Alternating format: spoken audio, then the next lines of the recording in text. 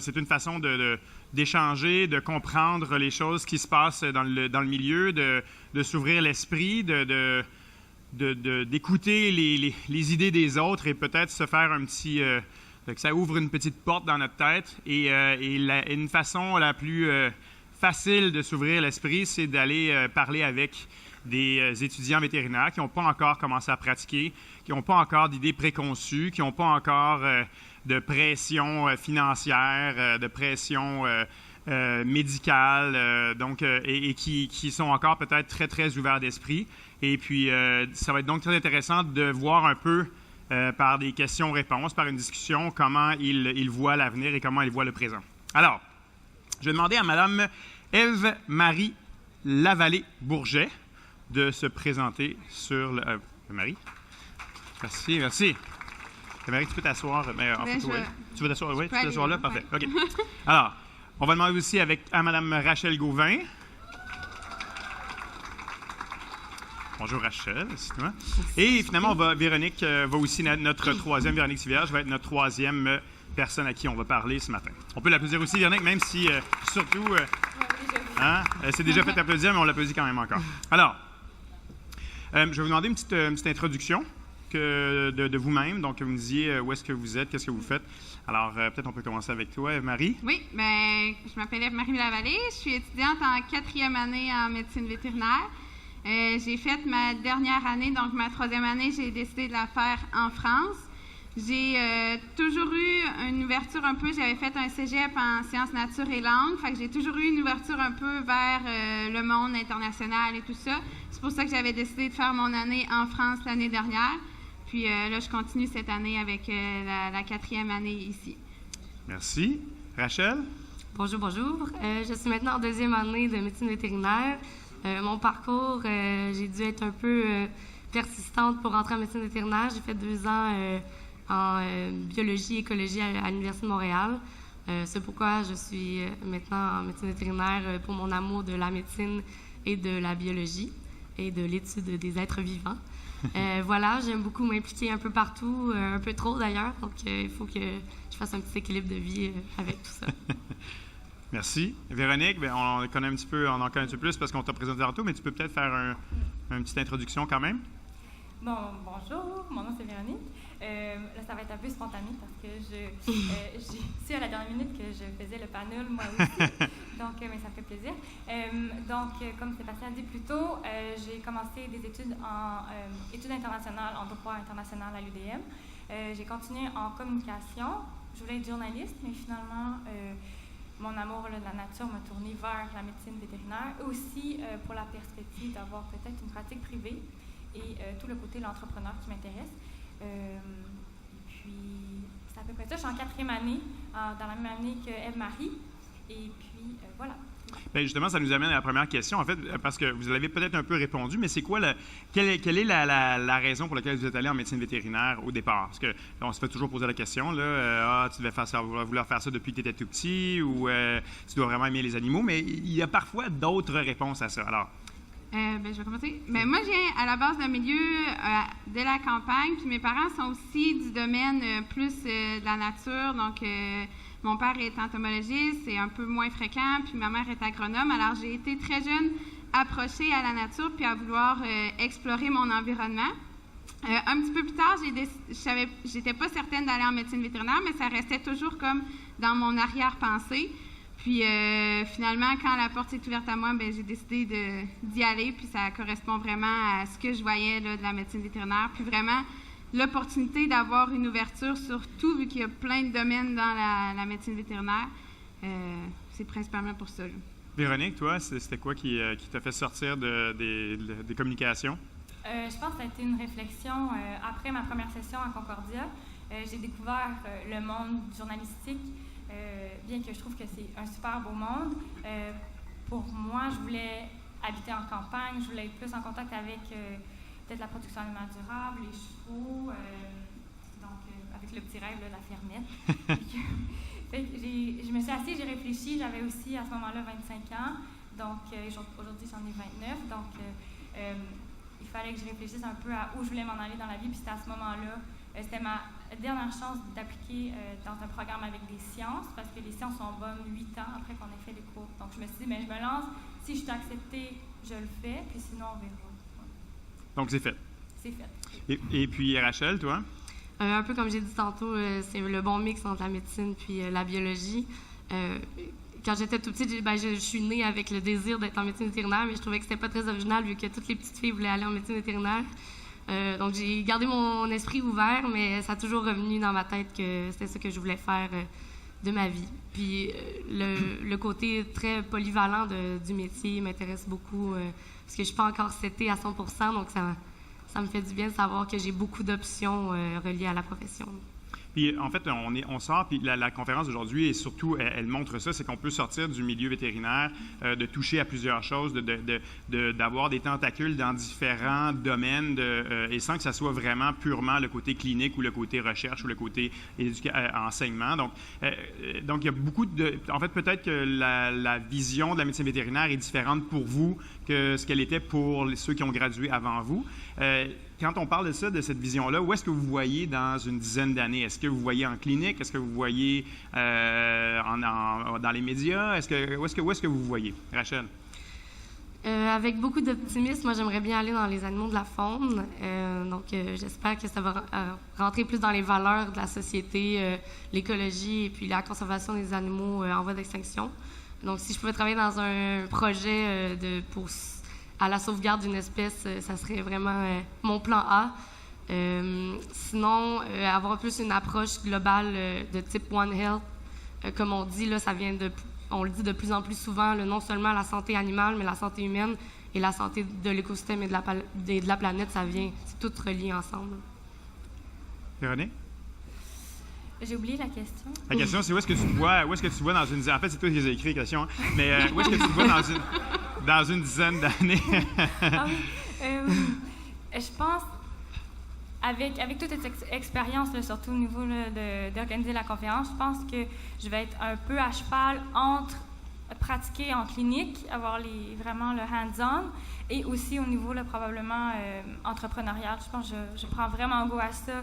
De pouvoir gérer, d'avoir une équipe, d'inspirer les gens, d'essayer de créer du changement avec différentes initiatives là, sur le terrain. Ça n'a pas besoin d'être tout le temps grand, mais je pense que ça serait vraiment de trouver un bel équilibre entre les deux. Moi, en fait, je serais un petit peu à cheval aussi. Je pense travailler peut-être en clinique pendant quelques années, mais il y a aussi toujours un côté de moi qui était attiré vers l'enseignement. J'aimerais ça travailler surtout avec les jeunes pour les sensibiliser parce que je pense que c'est vraiment avec les jeunes qu'on peut amener à changer les choses un petit peu plus tard. Donc, les sensibiliser autant sur le sujet de l'environnement, de la nature, puis sur les animaux, là. Est-ce que vous voyez collaborer avec des professionnels dans d'autres domaines de la santé ou de la science ou même en dehors de ces domaines-là? Oui, surtout tous les professionnels, dans le fond, dans notre domaine, on peut travailler avec les professionnels qui ne travaillent pas nécessairement avec nous. Puis aussi, peut-être des médecins humains peut-être, ou aussi les biologistes, puis tout ça. Il y aurait peut-être des... politiciens aussi. Oui. Toi, tu vois le côté politique, c'est une possibilité pour... Oui. Tu vois ça comme quelque chose que tu peux apporter en tant que vétérinaire. Oui? Oui, totalement. Je pense qu'on devrait plus travailler en symbiose un peu avec le domaine politique. On devrait un peu plus s'engager à ce niveau-là, puis démontrer qu'on a une crédibilité en tant que professionnel, puis qu'on a un certain pouvoir aussi sur les enjeux vétérinaires à ce niveau-là. Véronique? Oui. Es-tu d'accord avec ça? Oui, je pense que... Oui, je suis d'accord. Comme un peu les deux filles ont mentionné, je pense qu'aujourd'hui, avec le concept de une santé, avec toute l'ouverture des portes entre les gens, les cultures, les pays, je pense que on a vraiment avantage à les collaborer puis à profiter des connaissances des autres personnes, à bien s'entourer dans notre propre profession, là, que ça soit aussi là, au niveau technologique, là, avec toutes les communications qui arrivent, tout dans les cliniques même, au niveau là, de notre pratique. puis au niveau de notre image aussi, le public vétérinaire. Si je vous posais une question, parce qu'on sait, maintenant, on est à peu près 7 milliards sur la planète. Dans 2050, on va être environ 9 milliards sur la planète. Puis à la fin du siècle, on s'en va vers le 11 milliards sur la planète. Donc, comment vous voyez l'apport du vétérinaire dans le changement qu'on doit faire en ce moment sur la production animale, sur l'alimentation, sur la santé en général, pour qu'on puisse gérer cette croissance de la population? Est-ce que vous avez une idée? Est-ce que vous savez qu'est-ce que les vétérinaires pourraient faire pour aider à transitionner vers cette population-là qui va inexorablement se rendre à 11 millions à la fin du siècle? La stérilisation devrait être obligatoire pour les humains également. OK, mais là, c'est parce que là, si tu utilises le gros bon sens, il va falloir que tu stérilises seulement certaines espèces comme certains règlements en ce moment. Donc, on va rester loin de la catégorisation et de la stérilisation ciblée. Puis, on va... C'était une blague. Ouais. Je n'étais pas sérieuse. Avez-vous des idées sur ça? Comment les vétérinaires, peut-être, est-ce que c'est juste les vétérinaires qui travaillent dans le milieu agriculture qui devraient avoir un impact, qui devraient aider les agriculteurs à changer leur façon de faire ou à implanter des nouvelles idées dans la tête des gens qui produisent des animaux, ou il y a d'autres façons d'avoir une influence sur la population, sur la croissance de la population? C'est une question qui est trop difficile ou... Non. OK. Bien, d'après moi, le rôle du vétérinaire, ça va être surtout, comme il fait le lien entre l'animal et la population, ça va être beaucoup d'informer la population au sujet des habitudes qu'il peut adopter pour pouvoir améliorer la gestion, soit pour le développement durable au niveau animal. Et c'est principalement d'informer puis d'aller informer le public par rapport à ce qu'il peut faire pour changer aussi. Là. Je pense aussi que le végétarisme, ça commence à être une vague plus importante, puis ça va pouvoir permettre, justement, avec l'accroissement de la population, de pouvoir en nourrir plus avec les ressources qu'on a présentement. Puis, moi, j'ajouterais que c'est pas nécessairement une question de nombre de personnes sur la planète, mais vraiment de comment on gère les ressources. Je pense que c'est bien connu là, qu'on a beaucoup de... j'ai le mot en anglais, abundance. Donc, c'est juste l'abondance. Oui. Voilà. Donc, c'est juste la façon dont on gère, on utilise nos connaissances. Ça peut être en production animale durable, en agriculture. Puis je pense qu'on va avoir un beau mot de Laure Waridel plus tard qui va parler un peu de ça. Alors, est-ce que on parle de végétarisme, est-ce que vous le voyez de façon très répandue au sein des étudiants vétérinaires? Bien, je pense que c'est plus répandu au sein des étudiants vétérinaires que peut-être au sein de la population. Ouais, on est peut-être un peu biaisé. Moi aussi, je venais du milieu en écologie, en biologie, donc peut-être la moitié des étudiants étaient végétariens. Donc, on est peut-être biaisé à ce niveau-là, mais je pense que quand même, au niveau de la société, je pense que c'est de plus en plus populaire, puis que mondialement, ça devrait être quelque chose qu'on adopte à long terme. Moi, pour mon côté, je dirais, je ne suis pas végétarienne, mais je crois fortement en l'implantation de normes durables de production animale. Donc, pour moi, je crois plus, au lieu de bannir le fait de produire de la nourriture animale, pour nous, ça serait plutôt de favoriser des belles pratiques, parce que je trouve que c'est tellement beau, il y a tellement des producteurs locaux qui offrent des beaux produits, puis c'est super important dans des petites communautés, surtout au Québec, par exemple. Donc, de mieux l'encadrer. Oui, c'est ça, exactement. Sans parler de végétarisme à 100%, seulement de la réduction de manger de la viande au lieu de 5 fois semaine à 2 fois semaine, ça peut faire une grosse différence. Est-ce que vous voyez être propriétaire d'une pratique vétérinaire plus tard? Parce qu'on parlait, en fait, il y a un très faible pourcentage de gradués vétérinaires qui veulent posséder une pratique. En fait, c'est entre 10 et 2,5 % dépendant de quand est-ce qu'ils ont gradué. Est-ce que c'est quelque chose qui vous intéresse? Moi, pour l'instant, j'aimerais bien commencer à travailler peut-être tranquillement, puis après ça, voir, comme j'ai d'autres projets à faire avant, ce serait peut-être un projet qui viendrait plus tard, mais pas au début. Comme je disais, je voulais travailler beaucoup avec les jeunes pour les éduquer et tout. Ce serait un projet qui me tiendrait plus à cœur avant de celui de partir ma clinique. Et toi, Rachel? Je ne suis pas vraiment intéressée côté business et gestion d'employés, donc j'aimerais plus me concentrer sur la médecine vétérinaire en tant que telle ou m'impliquer ailleurs au sein des organisations ou plus côté communication que business. Là, j'irais aller chercher... On met souvent, être propriétaire de pratique de façon antagoniste avec la pratique de la médecine vétérinaire, c'est-à-dire pratiquer. Je peux vous dire que on peut être propriétaire de pratique et pratiquer également la pratique vétérinaire tout en étant propriétaire. Et on a peut-être plus un rôle, on peut peut-être plus faire changer les choses lorsqu'on est propriétaire d'une entreprise ou d'une pratique vétérinaire. En fait, les décisions qu'on prend, soit pour la rendre durable, soit pour avoir une politique de recyclage dans l'hôpital, bien, si c'est toi le propriétaire, on a peut-être plus de chances de la mettre en place que si ça vient d'employés qui essaient de faire changer la mentalité du propriétaire. Donc, c'est pas nécessairement en antagonisme. Il faut peut-être aussi réfléchir là-dessus. Je comprends qu'au début, on a peut-être des choses à faire ou d'autres choses à essayer, mais il ne faut pas le mettre en antagonisme, la pratique et être propriétaire en même temps. Oui. Véronique? Oui. Mais je pense je pourrais refléter ce que tu dis, Sébastien, parce que après avoir rencontré plein de gens de l'industrie là, à travers le Canada, il y a tellement de belles possibilités, puis je vous le dis aussi pour vous, les filles, d'être propriétaire, mais d'aller utiliser des ressources de groupes, par exemple Vet Alliance de Dr. Steele qu'on a vu plus tôt, qui vous aide à gérer votre entreprise, qui vous aide au niveau des communications. Donc, vous avez vraiment la possibilité de pratiquer ce que vous aimez, puis à la fois de décider comment vous voulez bâtir votre propre clinique. Puis il y a plein, puis même Sébastien, avec ton groupe aussi, c'est vraiment possible d'avoir des parts dans une clinique, de faire partie, d'avoir des associés, puis de pouvoir le collaborer ensemble.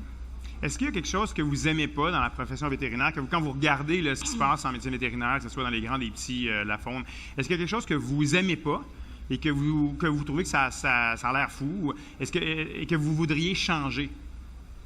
C'est sûr, le côté argent, je pense que c'est quelque chose qu'on n'est tous pas à l'aise de discuter avec le client et à gérer dans notre clinique ou ailleurs. Dès qu'on discute de ça, ça devient un peu émotionnel. Donc, la carte d'assurance maladie animale, c'est quelque chose que... Oui, vraiment. Puis, je sais pas si c'est des vets de Toronto qui nous a parlé que c'était complètement différent, vu qu'à Toronto, les assurances sont vraiment plus accessibles ou c'est vraiment plus populaire.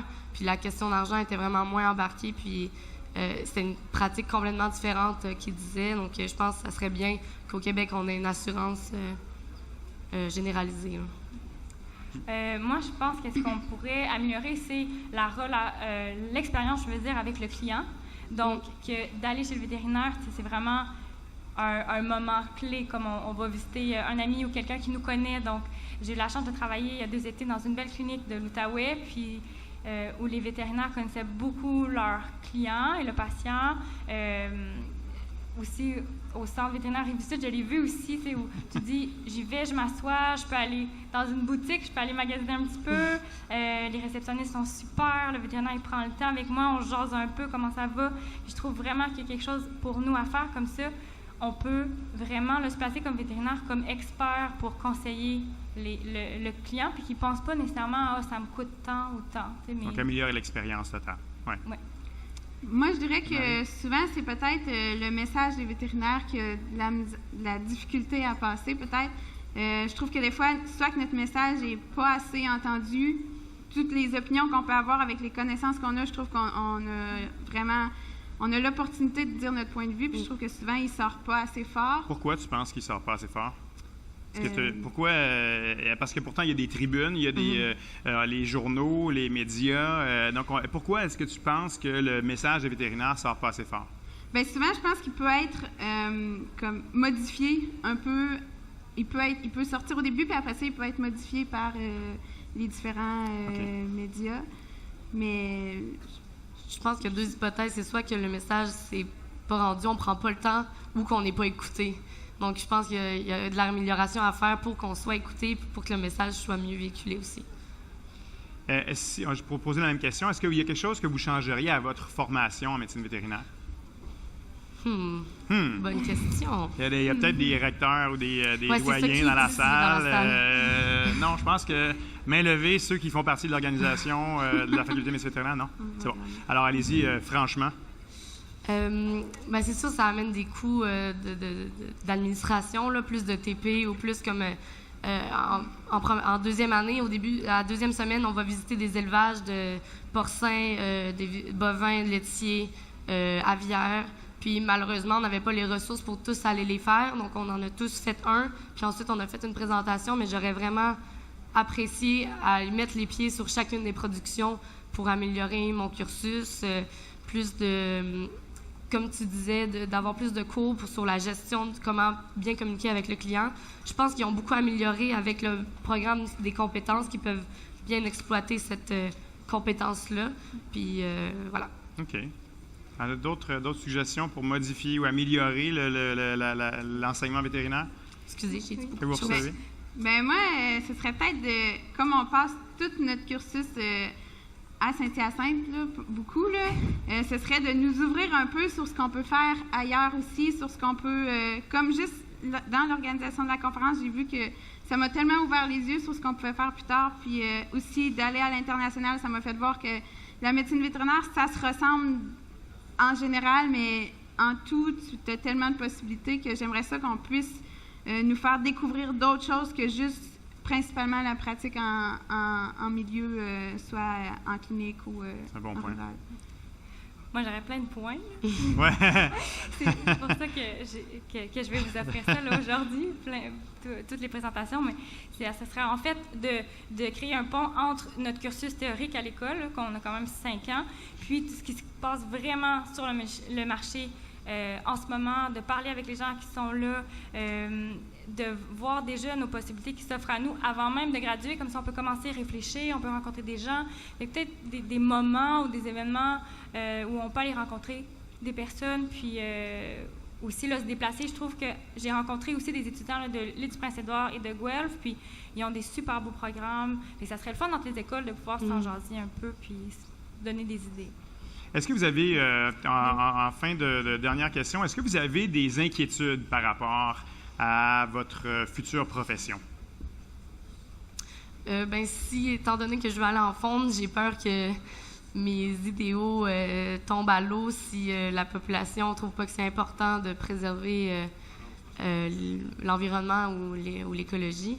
Donc, si cette vague-là ne vient pas, je n'aurai juste pas de travail. Est-ce que tu trouves que dans ton cours, est-ce qu'on en parle assez de ça? Est-ce qu'on reste dans les modèles réguliers de production animale ou est-ce qu'on ouvre la porte à d'autres façons de faire que la production actuelle qu'on fait depuis déjà plusieurs années, mais qu'on fait juste de rendre plus efficiente ou plus productive? Est-ce qu'on vous ouvre à ces idées-là de faune? Est-ce qu'on vous ouvre à ces idées-là de production alternative? Est-ce qu'on vous ouvre aux idées de médecine également complémentaire pendant le cursus? Côté faune, je crois qu'il y a un seul cours, puis bientôt il va être annulé puisqu'il n'y aura pas de successeur au professeur, ce qui est bien triste.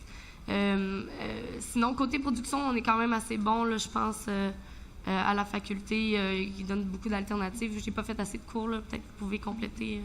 Bien, ça reste principalement, je pense que ça reste principalement ciblé sur les mêmes sujets. C'est sûr qu'on a des 5 animaux modèles, je pense, chien, chat, vache, équin, aviaire, la poule. Donc, c'est sûr que ça serait trop difficile à apprendre l'anatomie de 300 espèces.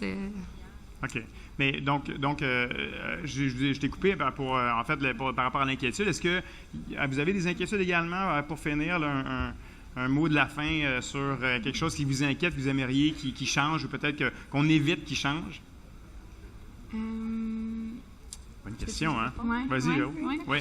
Bien, je pense rapidement que ça serait juste de pouvoir équilibrer la profession puis être entrepreneur ou pratiquer, puis avoir une famille, je pense. D'essayer de voir comment on peut faire ça.